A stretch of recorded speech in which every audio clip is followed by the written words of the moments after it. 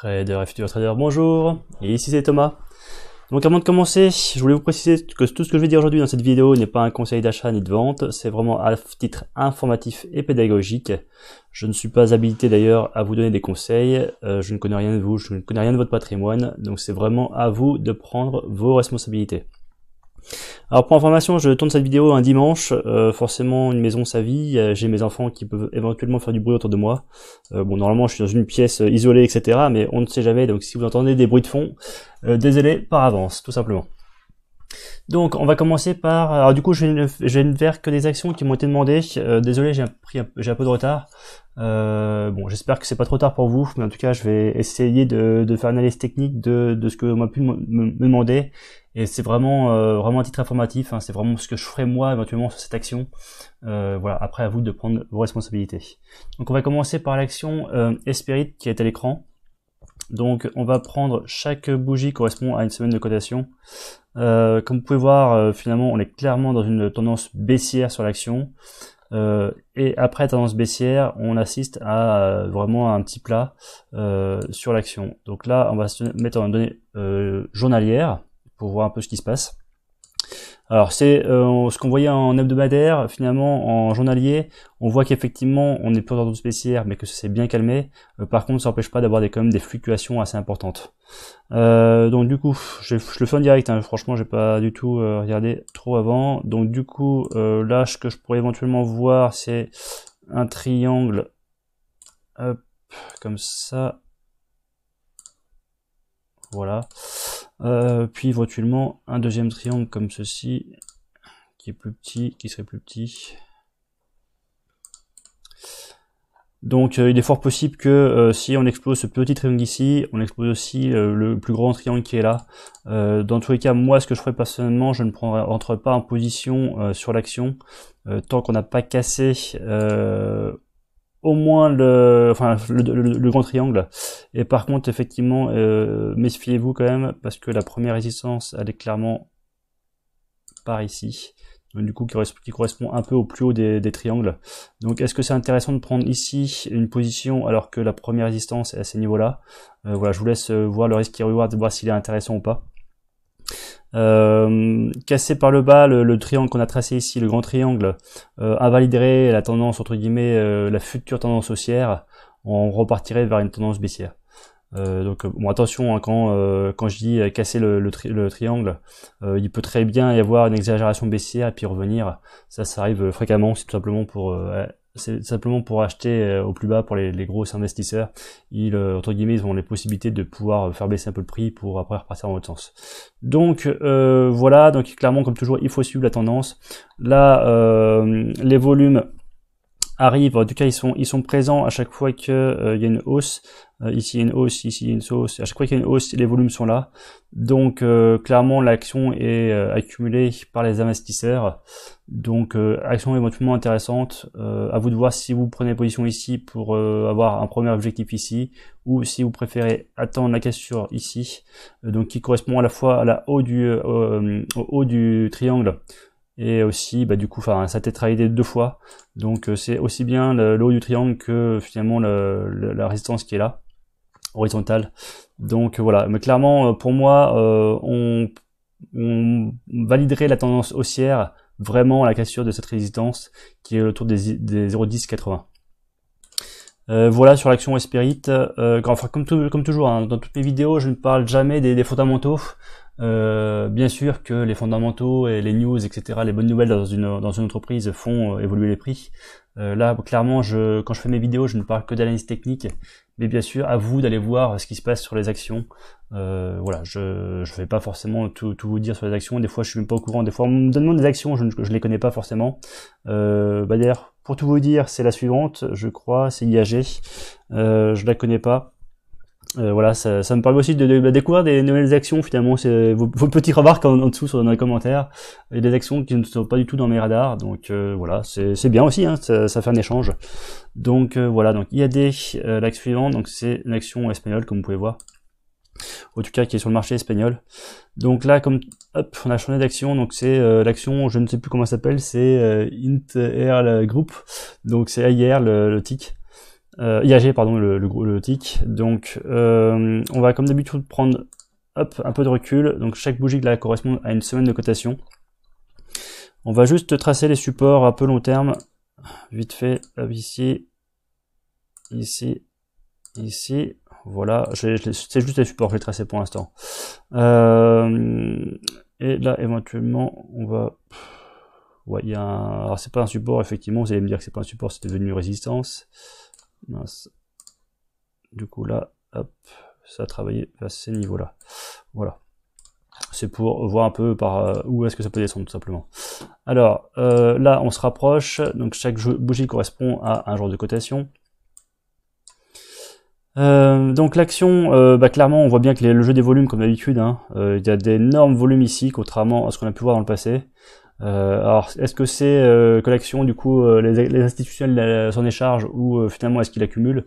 Bon, allez voir les news, bon voilà, c'est fort possible qu'il accumule plutôt, qu'il se décharge. Alors par contre pour l'action, pour l'instant, effectivement elle a fait une belle hausse entre 1 et 2 euros, donc elle a pris x100, enfin x100, elle a pris 100%, excusez-moi, elle a fait x2. Pour l'instant il n'y a pas grand chose à faire, on va juste maintenant tracer les petites résistances un peu plus court terme. Donc, hop, excusez-moi, je bug, là il y a clairement une résistance qui est ici. J'ai le temps de réfléchir si je traçais ça là ou pas. Hop, voilà, effectivement, il a eu un plus haut, une résistance. Il y a eu un petit rejet aussi ici. Donc clairement, elle a été testée 2 fois et là, elle est retestée une 3e fois. Voilà, donc du coup, clairement, si ça fait une petite construction vers ces niveaux-là, s'il y a une petite construction vers ces niveaux-là, le premier objectif serait sur cette résistance là en haut. Donc s'il y a une petite construction bien serrée et que le rescue reward est intéressant, éventuellement rentrer en position pour en position pour avoir comme premier objectif ici. Après bien sûr on pourrait avoir des objectifs plus hauts. Voilà, après je vous laisse regarder les objectifs plus hauts. Bon, l'action semble effectivement très intéressante par rapport au volume, par rapport à l'orientation qu'elle a l'air de prendre. On voit qu'elle commence à casser la moyenne mobile de 200 périodes. En général, c'est que ça repart vers le haut. Là, clairement, il est trop tôt pour moi pour dire que c'est une tendance haussière ou baissière. Là, on ne sait pas encore. Donc là, faut attendre.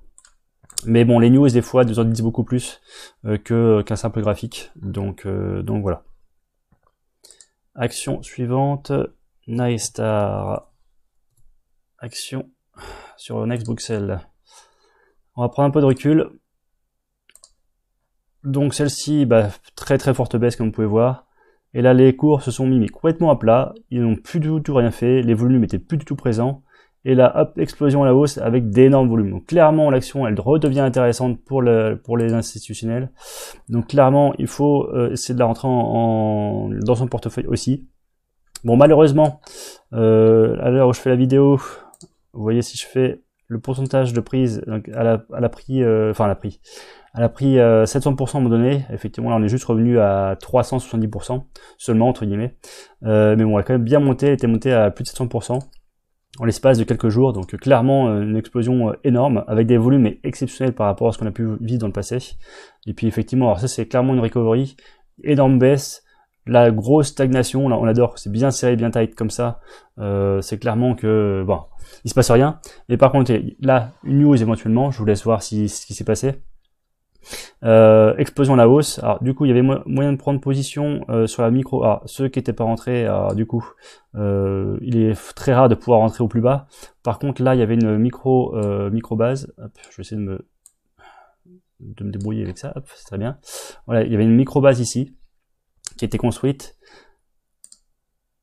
Je voulais juste voir un petit truc sur le une semaine. Non, il y avait une spéciale. Ok. Donc on se la refait, donc micro-base ici. Donc effectivement, quand on loupe là, on voyait qu'il se passait rien. Sur ce genre d'action comme ça, quand il se passe rien, on sait clairement pas si ça va exploser. Imaginez-vous, vous êtes comme ça. Voilà, qu'est-ce que vous faites sur l'action? Il se passe rien, donc pourquoi vous rentreriez sur l'action? Sauf effectivement vous jouez un coup et vous espérez que dans 6 mois, 1 an, voilà, ça explose. Vous n'en savez strictement rien. le seul indication qui nous dit, c'est voilà, là une explosion à la hausse, effectivement, il y a eu des explosions aussi des cours. Donc c'est trop tard pour entrer en position, parce que là, vous voyez, en une journée, l'action, elle a pris, elle a monté jusqu'à 150% pour finir à 100%. Donc voilà, si vous rentrez en position ici, bah voilà, si l'action retrace, vous allez vous prendre du moins 30, moins 40, moins 50% dans la tête. Donc clairement, il faut attendre la prochaine construction. La construction s'est faite ici, pardon. Je vais essayer de ralentir. Donc la construction s'est faite ici. Il y a un petit pivot qui s'est formé. On a cassé cette petite résistance ici à la hausse. Donc clairement, on pouvait rentrer en position, bah du coup sur la résistance, sur la cassure de la résistance qui était là. Alors du coup la résistance, vous la faites plus ou moins comme ça, voilà. Bon bah clairement maintenant l'action elle est partie vers le nord. Il est trop tard pour rentrer en position. Il faut tout simplement attendre une prochaine construction. Là, imaginez-vous, vous rentrez en position, je sais pas, vous rentrez en position ici. Voilà. Et bah, demain, après-demain, etc., il y a l'action, elle dérouille et elle redescend à 0,3 par exemple. Et bah du coup, si vous êtes capable de vous prendre un moins 40% dans la vue. Voilà. Donc voilà, pour le problème, c'est qu'en plus il n'y a même pas de résistance. La prochaine résistance, finalement, c'est l'ancienne résistance qui est devenue support. Donc clairement, vous pouvez, je vais y arriver. Hop. Vous prendre à moins 50% avant qu'éventuellement elle rebondisse, mais on est sûr de rien. Bon, effectivement, avec des volumes comme ça, on s'imagine très bien que l'action elle veut monter et qu'il y a vraiment quelque chose qui se passe. Mais clairement, pour moi, il faut attendre une nouvelle construction. Il faut pas rentrer en position n'importe comment, n'importe où. Il faut toujours penser au plan où ça se passe mal. Là, ça se trouve demain, elle va encore prendre 200%, ça change fichtrement rien. Mais il faut rentrer toujours en position en sachant qu'est-ce que vous faites si ça se passe mal. Voilà, c'est vraiment la première question qu'il faut se poser, c'est que faire si ça se passe mal. Là, en l'occurrence, le plan de secours, bah, il n'y a pas vraiment de plan de secours, quoi. Donc voilà. Je voulais juste, oui c'était ça que je voulais faire, je crois tout à l'heure, mais comme ça c'est pas évident, on va revenir plutôt la journée. En fait je voulais tracer la prochaine résistance, voir s'il y avait un truc de visible.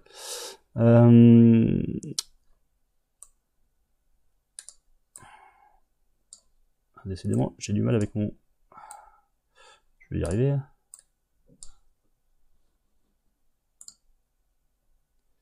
Me voilà de retour. Alors excusez-moi, ça a planté pendant que j'étais en train de me battre avec le graphique.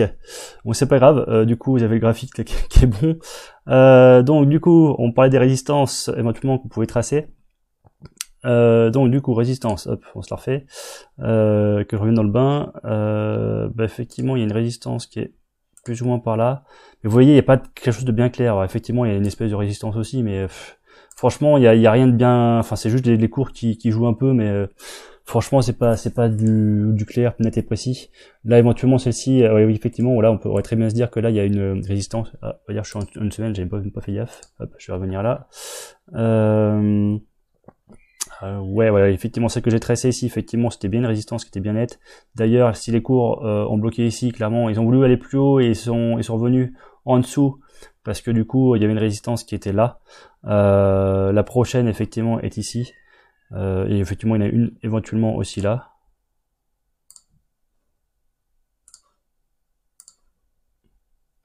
Voilà. Mais bon, voilà, c'est pas non plus des résistances de malade.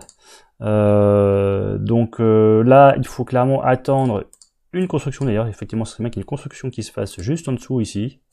Qui se fasse ici comme ça. Ça serait pas mal du tout. Pouf, pouf. Avant que ça reparte vers le nord. Tout simplement. Action suivante, on va parler de Carbios. Alors Carbios, on en a déjà parlé dans le passé, enfin en tout cas j'en ai déjà parlé, pas forcément vous mais moi.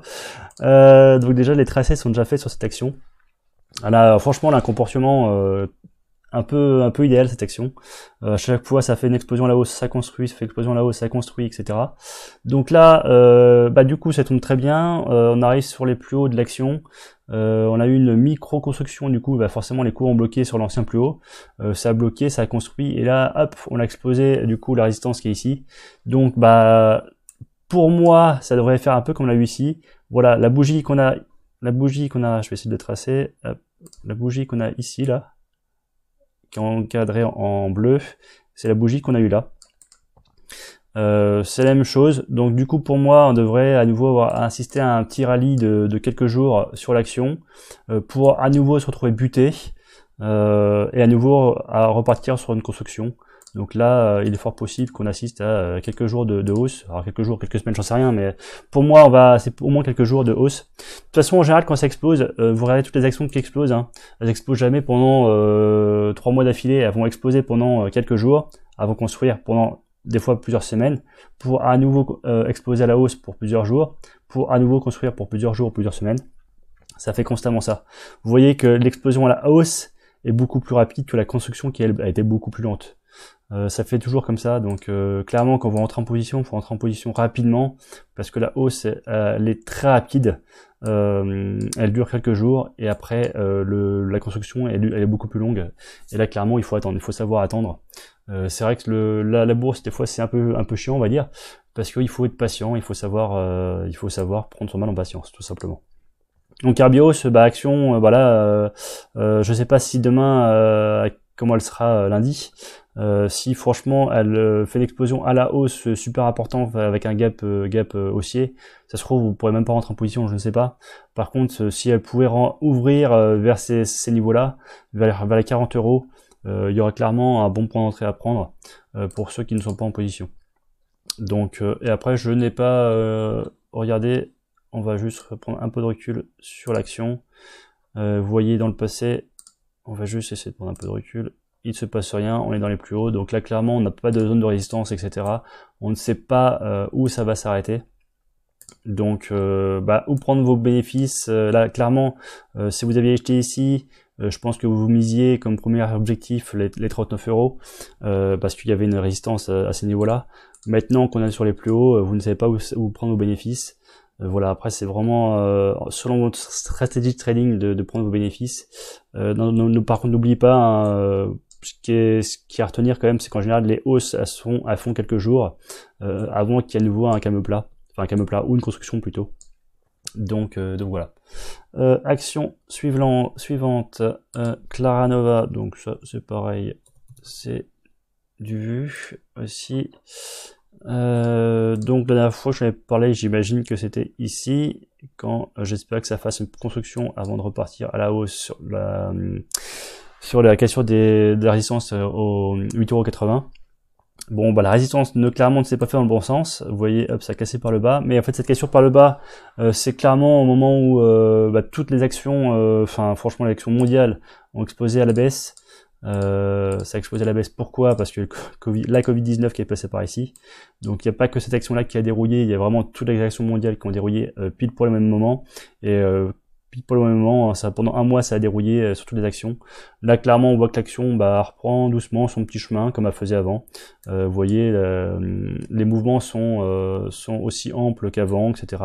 Donc là elle repart tout simplement par le haut. On va juste prendre un petit peu de recul sur l'action. Ici, belle construction, explosion à la hausse. Mais là, dernièrement, elle construisait elle construisait tout simplement. Elle construisait. Mais là, du coup, elle repart vers le haut tranquillement. Donc d'ailleurs, ce qu'on peut voir éventuellement, ce qu'on peut voir. Hop, je vais le tracer comme ça. Voilà. On peut voir éventuellement un petit canal haussier. Alors du coup, hop, je le vois pas. Je vais juste configurer correctement pour qu'on puisse propriété.